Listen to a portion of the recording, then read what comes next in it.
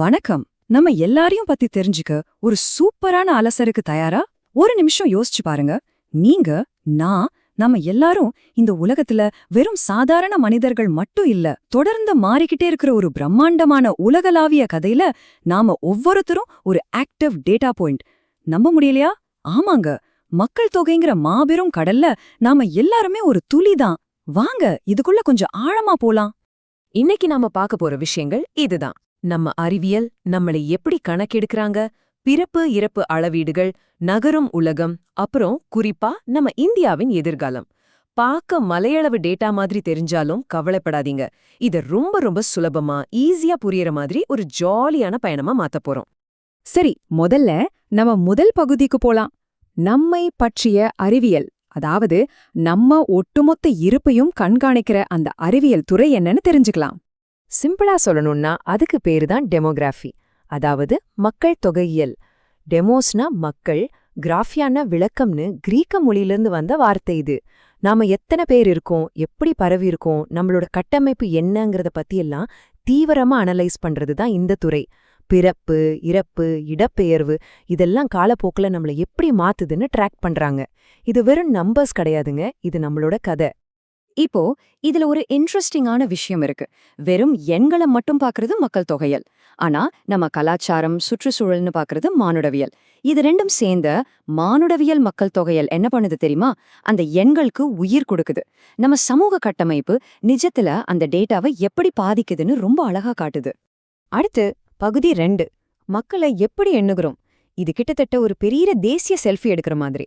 இந்த அறிவியலுக்கு தேவையான தகவல்களை எப்படி சேகரிக்கிறாங்க? முக்கியமா 3 விஷயங்களை தான் நம்பியிருக்காங்க. தேசிய மக்கள் தொகை கணக்கெடுப்பு, சிவில் பதிவு அமைப்பு, அப்புறம் மாதிரி ஆய்வுகள். இதுல இந்த சென்சஸ் இருக்கு பாருங்க, அது ஒரு நாடு 10 வருஷத்துக்கு ஒரு முறை எடுத்துக்கிற நம்ப முடியாத அளவுக்கு ரொம்ப ரொம்ப டீட்டெயிலான ஒரு பிரம்மாண்டமான செல்ஃபி. உங்களை பத்தின பல தகவல்கள் அதுல அடங்கும். அந்த தேசிய செல்ஃபி எடுக்கும்போது நாடுகள் 2 முறைகளை ஃபாலோ பண்ணுவாங்க.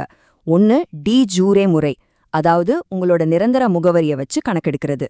இன்னொன்னு டி ஃபேக்டோ முறை, கணக்கெடுப்பு நடக்கிற அன்னைக்கு நீங்க எங்க இருக்கீங்களோ அங்கேயே உங்களை கணக்குல சேர்த்துக்குவாங்க. உலகத்துல 230க்கும் மேற்பட்ட நாடுகள் இந்த டி ஃபேக்டோ முறையை தான் அதிகமா பயன்படுத்துறாங்க. இந்த டேட்டாலாம் ஏன் அவ்வளவு முக்கியம்னு நீங்க கேட்கலாம். பிறக்கிற ஒவ்வொரு குழந்தையும் உடனே பதிவு செய்யப்படணும், அதுக்கு ஒரு பேர் இருக்கணும்னு ஐநா சபை சொல்லுது.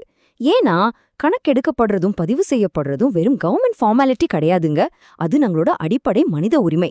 உங்களுக்கென ஒரு பேர் இருப்பதே உங்க முதல் உரிமை. அடுத்து பகுதி 3, பிறப்பு மற்றும் இறப்புகளை அளவிடுதல், அதாவது நம்ம வாழ்க்கையோட தொடக்கமும் முடிவும்.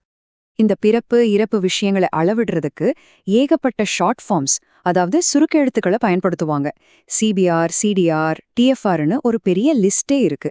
ஆனா சிம்பிளா சொல்லணும்னா இதை 2 வகையா பிரிச்சிடலாம். மக்கள் தொகையில ஆட்களை சேர்க்கிற சக்திகள், அப்புறம் ஆட்களை குறைக்கிற சக்திகள். இத்தனை வார்த்தைகளை பார்த்து கன்ஃபியூஸ் ஆக வேணாம். இதுல ரொம்ப முக்கியமான ஒரு அளவீட்டை மட்டும் நாம எடுத்துப்போம். அதுதான் டிஎஃப்ஆர், அதாவது மொத்த கருவுறுதல் விகிதம். ஒரு பெண் தன்னோட வாழ்நாள்ல சராசரியா எத்தனை குழந்தைகளை பெற்றெடுக்கிறாங்கங்கிறது குறிக்கிற எண் தான் இது. வெவ்வேறு மக்கள் தொகையை ஒப்பிட்டு பார்க்க இதுதான் பெஸ்ட் மெட்ரிக். இறப்பு பக்கம் பார்த்தோம்னா குழந்தை இறப்பு விகிதம், அதாவது ஐஎம்ஆர், ரொம்ப ரொம்ப முக்கியமானது. ஒரு வருஷத்துல பிறக்கிற 1000 குழந்தைங்கள்ல 1 வயசு ஆகிறதுக்குள்ள எத்தனை குழந்தைங்க இறந்து போறாங்கன்னு இது சொல்லுது. நம்ம சுற்றுச்சூழல், பொருளாதாரம் இதெல்லாம் ஒரு சமூகத்துல இருக்கிற சின்னஞ்சிறு குழந்தைகளை எப்படி நேரடியா பாவிக்குதுங்கிறத இது அப்பட்டமா காட்டிடும். சரி, இப்போ ஜிஆர்ஆர்னு ஒரு வார்த்தை இருக்கு. இது கொஞ்சம் சாதாரணமா சொல்லணும்னா, அடுத்த தலைமுறையை உருவாக்குற அளவுக்கு போதுமான பெண் குழந்தைகள் பிறக்கறாங்களா, மக்கள் தொகைய தொடர்ந்து நிலைநிறுத்த முடியுமா அப்படிங்கறத அளவிடுறது தான் இந்த ஜிஆர்ஆர். ஒரு உதாரணம் பார்ப்போம்.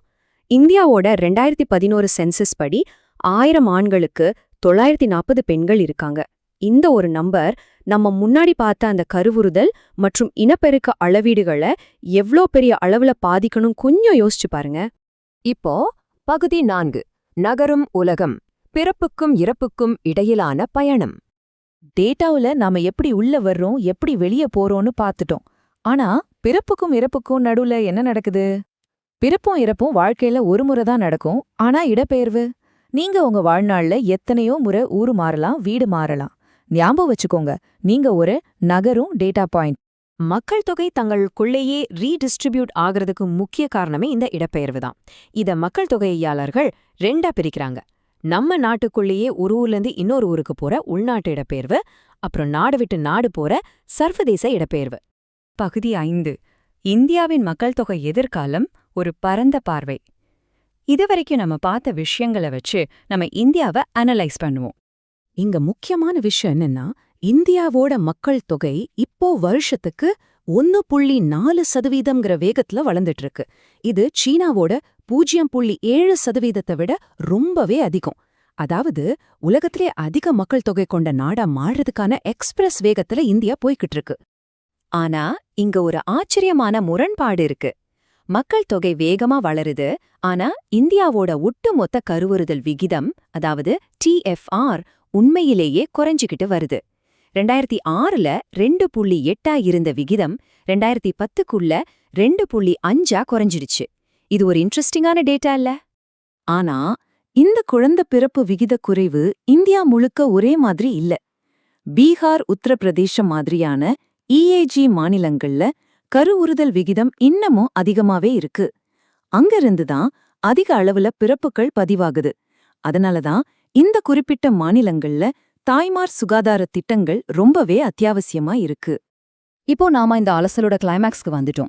இந்தியா இப்போதைக்கு உலகத்திலேயே அதிக இளைஞர்களை கொண்ட நாடுங்கிற பெருமையோட பயணிச்சிட்டு இருக்கு.